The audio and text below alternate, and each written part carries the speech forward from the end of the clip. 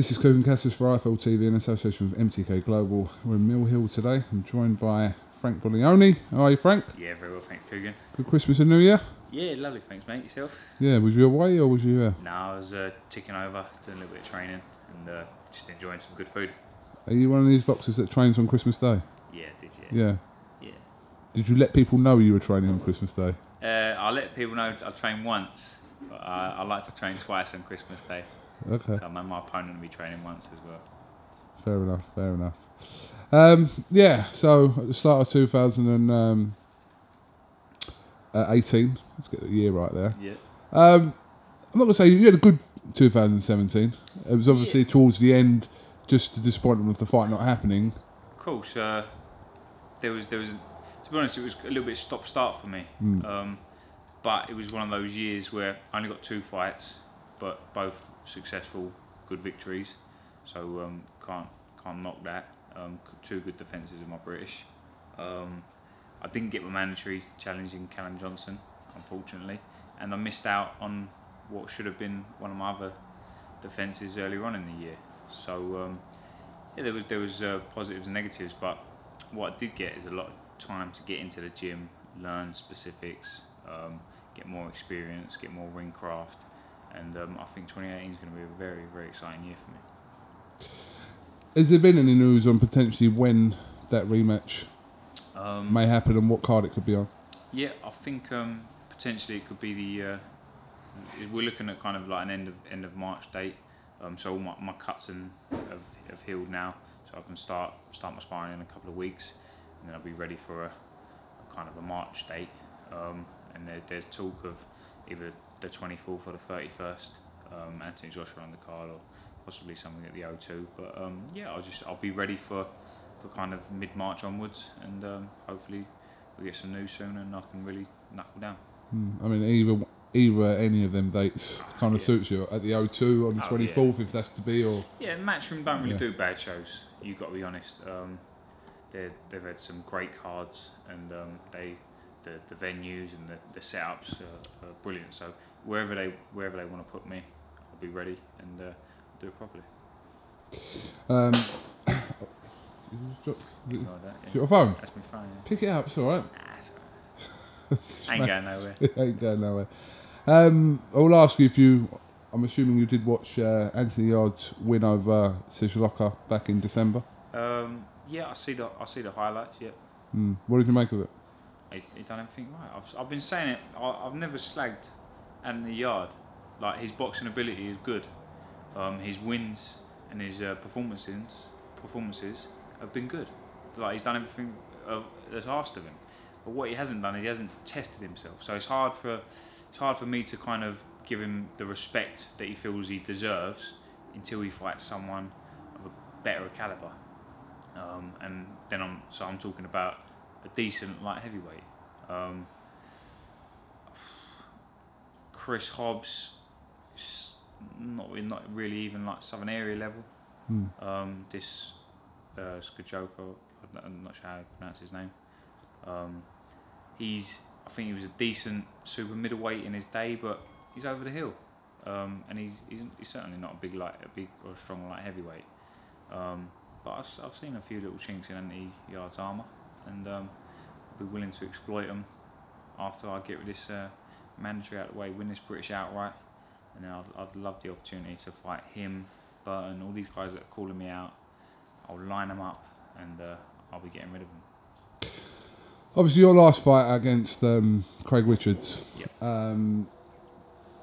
Before then, there was talk of the rematch with Jose Burton happening around then. So, but obviously that didn't happen. Well, just clarify that situation. Yeah. So when I go a little bit, I have to delve into the past to give you a little bit of background, KUGAN. So when I just moved up to light heavyweight. I think I had 1 fight at light heavyweight, and then Jose Burton fought Miles Shinkwin for the vacant British title.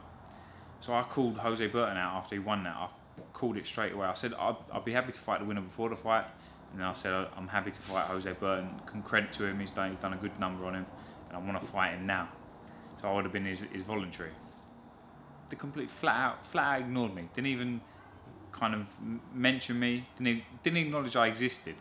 Then I finally kind of kept badgering, and then Joe Gallagher tried to palm me off with Callum Johnson. Said, "Oh, we'll earn your shot, fight Callum Johnson." Anyway, lo and behold, I got into the mandatory position, and then he couldn't avoid me. So then when I fought him and beat him, I'm not going to give him what he didn't give to me.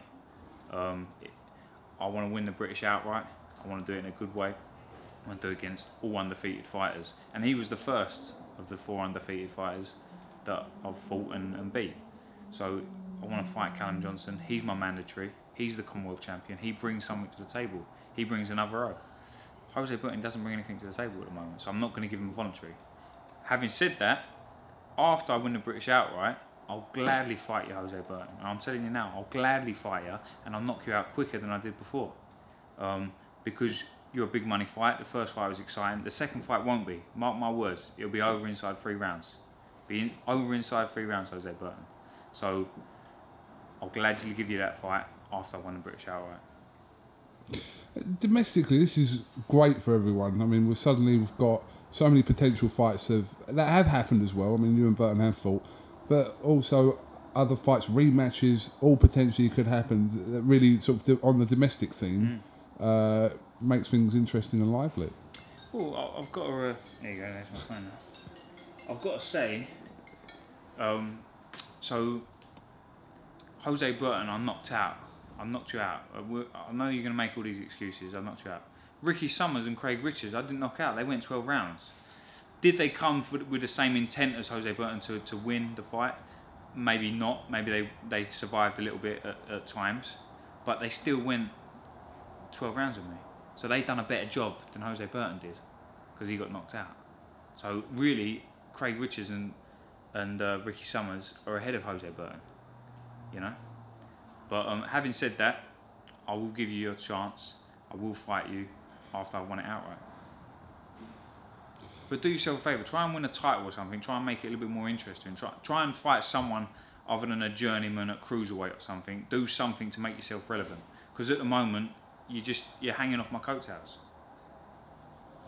But regardless, obviously, I'm not going to say it's a given that you're successful over Callum Johnson. No, he's a good fighter, and I've got to train hard and make sure I do everything right to beat him. But the plan for you, if you are successful over Callum Johnson, then ideally for you that rematch would be next.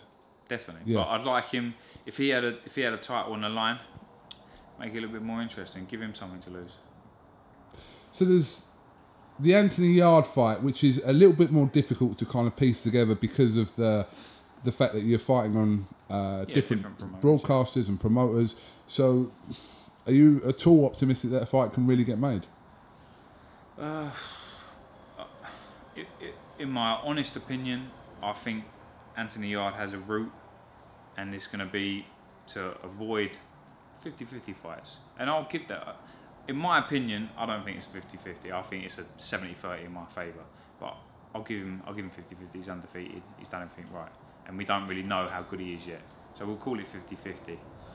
So he doesn't want 50-50 fights. Maybe he does, but his team around him and his promoters certainly don't want to give 50-50 fights because he's building. He's got a good name behind him.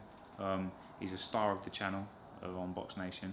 So they'll try and manoeuvre him through the ranks, and then they'll give him a 50-50 fight for a world title or something bigger, something more lucrative, because then when you do lose, which he will at that level, then it's kind of, oh well, I've lost to one of the best. But if they lose to me, it's kind of they've lost all credibility straight away.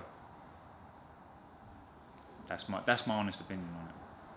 But do you have, obviously in an ideal world, it's a no-brainer that you'd prefer to obviously fight on kind of your promoter's terms and on Sky, but yeah, if there were an offer coming for this year for you to fight him on BT, is it something you would consider?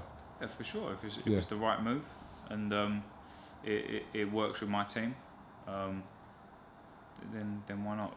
In an ideal world, Callum Johnson, put Jose Burton to bed once and for all, knock him out inside 3, no coming back for him after that, and that's what he doesn't realise as well. He gets knocked out by me in a bad performance by him, that's him finished. Then Anthony Yarde.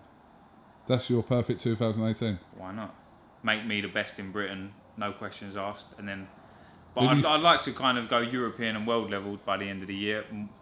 I'll be honest, but yeah, if I can wipe away all my domestic rivals. And in 2019, try and bring out Andre Ward out of retirement. Why not? Why not? Maybe not, KUGAN. We'll But see. I mean, if we got to see those 3 fights, just on your side as well. I mean, Johnson, Burton, and then Anthony Yarde. I mean, yeah, it's 3 excellent fights there. I'm gonna say it now and watch this space. Not one of those will go the distance with me. Okay. If any of those fights, or all of those fights, not one will make it past the 12th round. They won't make it to the 12th round. Okay. This year you're going to see a lot of knockouts from me. And this is the first interview of the year. I've been working a lot on certain things, and my opponents, they ain't going to see the final bell this year. Okay. Injuries have healed. I've made a lot of changes, and I've corrected a lot of issues within my body, and that power's back. The power that I lost for a little while is back. So first steps first. Callum Callum Johnson, get the date for that announced, and then, like I said, we'll see what materialises after that. Yep, definitely. Have you got anything else you'd like to add? I want to know about you, KUGAN. I want to know about your training. You've come into the gym. I know you're training there now with DC. You're getting ready for your own fight. So I want to see you training. I want to be training alongside you, keeping an eye on you, making sure you're doing well. Because you've rooted for me. You've helped me out, and you've been through my career. So I want to be there for you. Even though Heavy D he's a friend of mine. I want to see you put in the best performance of your life. Well, let's just to put it out there for anyone who's remotely interested. I've trained here once. My other training hasn't been here. I've trained here once. So yeah. How's it going? All right. Yeah. Yeah. I'm pretty much sampling about 9 different trainers to see which one obviously I work and gel with the best. So I think we're about halfway through. You've been in boxing long enough. That's what you got to know, right? You find a trainer and a team that suits you. Yeah. That is the key, and I'm so happy with Don Charles, and we've done some work over the Christmas, and we've started working on a few different things, and I've never been happier or more confident. Absolutely killed me the other day. Oh yeah. No, listen. I trained with him on Tuesday. It's Friday today. Yeah. And it's like I just trained yesterday. We're doing even the pads we've done. Because he's so big and so robust. When he's hitting the pads back, you go away and all your hands are sore, your shoulders are sore, everything. And then you get you doing a circuit. Oh, the circuit. That's what actually done me, because that's what I can still feel now. The crunches. Oh my god. Yeah, anyway. When you get into that 3rd round there, then you'll be thanking him. It may not go 3 rounds. Well, that's true. I'm adopting your attitude. That's now. it. I like it. You got to do my training though to adopt that attitude. Yeah, but yeah, all right. All right, Frank. Listen, thank you very much for talking to iFull TV. It's good to catch up with you obviously at the start of the year, and like I said, we'll look forward to a date being announced for you.